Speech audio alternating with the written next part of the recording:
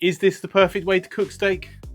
I think so. Now it says this is a 1.1 kilograms Côte de Boeuf. Essentially, this is a ribeye steak with the bone still attached. The first step we're going to do is dry brining, which basically means cover it in salt, leave it alone, let the fridge do some work. So at first, the salt pulls a bit of that moisture to the surface.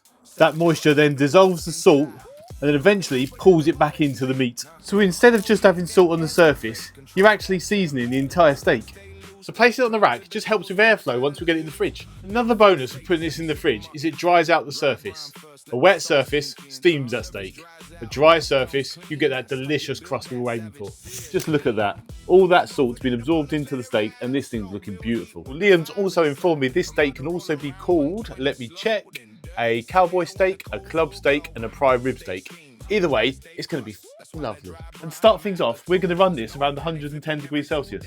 And the reason for that temperature is we're going to do something called a reverse sear on this steak. Don't worry, I've got you. All it means is control first and violence later. So one of the things we're looking at forge is smoking woods. So today, during the control part of this cook, I'll be using this lovely block of whisky oak. So for this cook, I am going to use the meter. Make sure this probe goes into the middle of the steak. Now, I like my steaks either a medium rare or medium, and that's it. So if I wanted my steak a medium rare, that's 54 degrees Celsius. I would be smoking it till around 49 degrees Celsius. I'd then let it rest while I was bringing the KJ up to temperature. I would then sear it until it was around 53 degrees Celsius, take it off and then let it rest. For a medium, we're aiming for about 60 degrees Celsius, so I'll be smoking it until it is around 55, searing it until it is around 58, taking it off and letting it rest.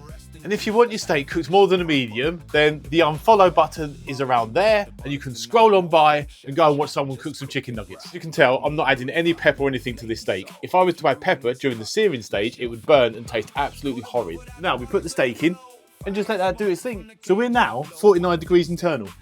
Just look at that colour from the whisky oak. And I'm going to let this rest while I get the KJ ready for that sear.